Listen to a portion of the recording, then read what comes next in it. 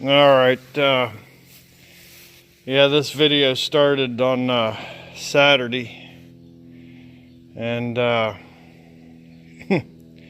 it's now Monday, Memorial Day. I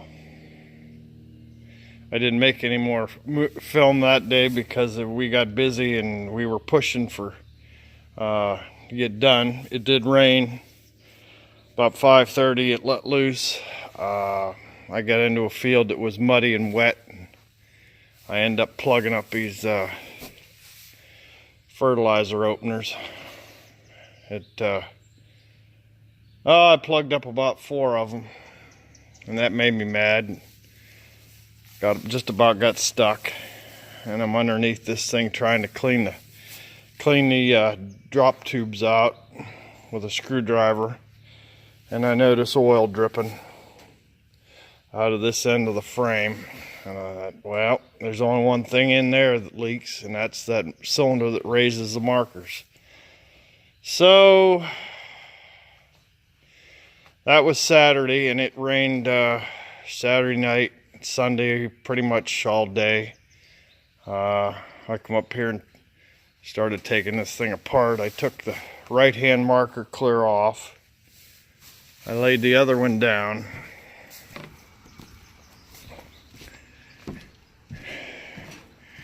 And I got a wire. I took the cable loose. The cable's on here. I took the cable loose and attached a wire to it.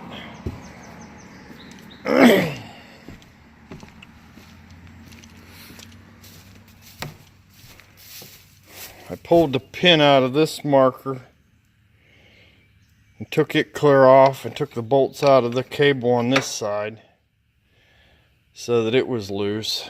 There was two 3/8 bolts here, and I don't know if you can see it, but there was a hydraulic hose attached there. It's up inside there. And then this arrangement comes out of here.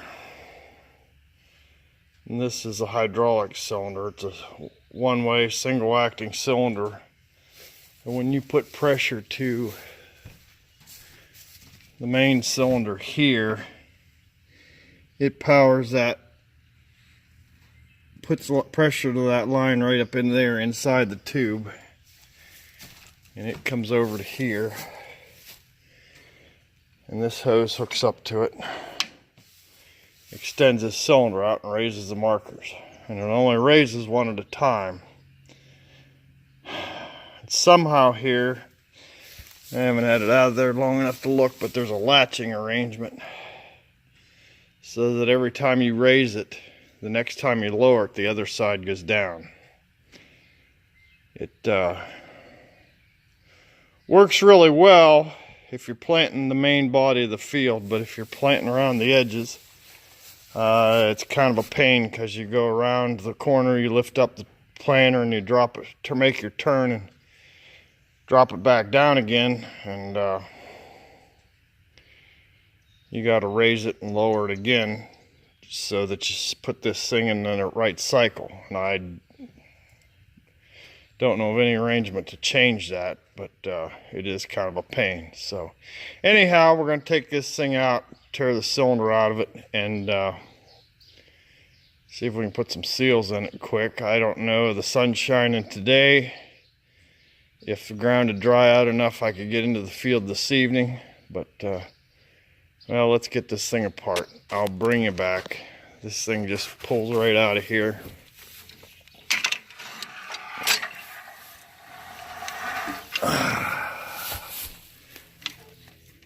Pull this pin out. I've had this out once already. Put the pins up here, and we'll take this down to the shop, tear it apart on the bench. So, all right, I'll bring it back. Okay, the first thing we're going to do, we're going to pull this pin out of here.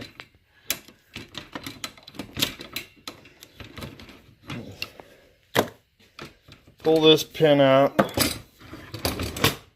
send that arrangement down that way. And that's the arm that lifts the left-hand marker. I'm going to pull this pin out here.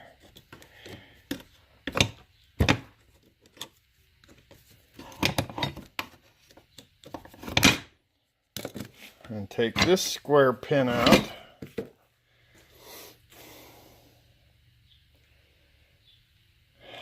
I don't know. Maybe I can get that out of there that way. Now let me take this other one out of here too.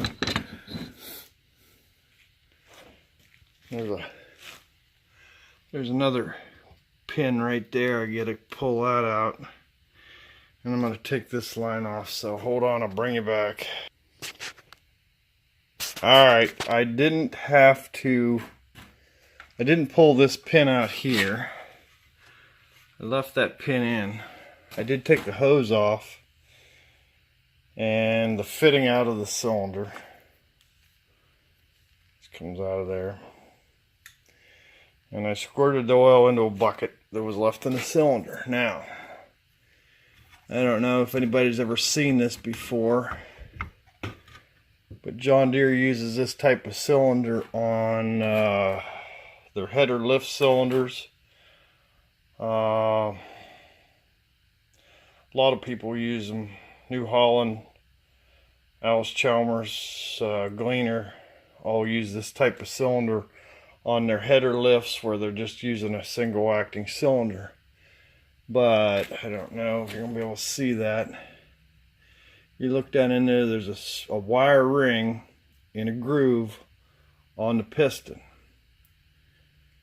And to the left of it is a deeper groove. And the idea is you, through this hole, pry that wire ring into the deeper groove, and that rod will pull right out of that cylinder. So let's get a screwdriver here. Get a little tiny screwdriver. We'll go down in here and see if we can. It's going to take two hands. Pop that wire. Here's a good look at it. I don't have a flashlight here. Alright, I'm going to have to use both hands, but I can turn the rod and turn that around and find the ends. So hang on, I'll bring you back. Alright, I got that wire ring in the big groove. I got a screwdriver stuck underneath there for support. It should come right out of here.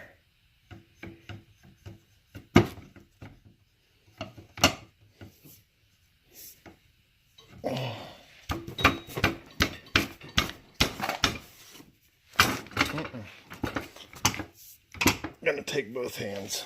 Hold on, I'll bring it back. Okay, there you can see it. This wire ring here in this groove won't come out through the cylinder, or come out through the end. When you pop it down in this big groove, then it's flush along the top.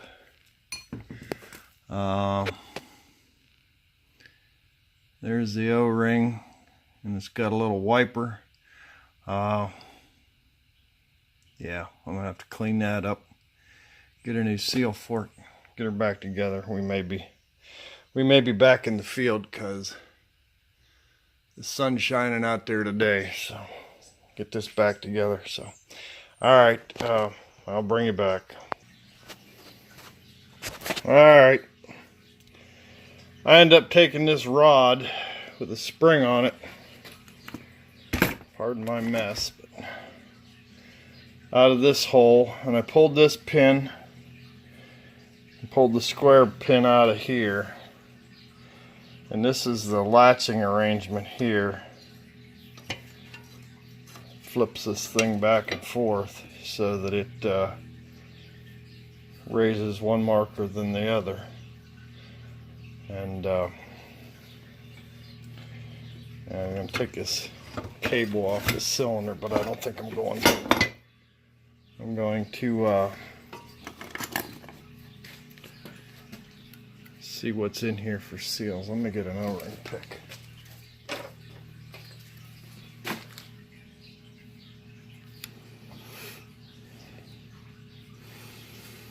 My wash tank's running here. That's the seal.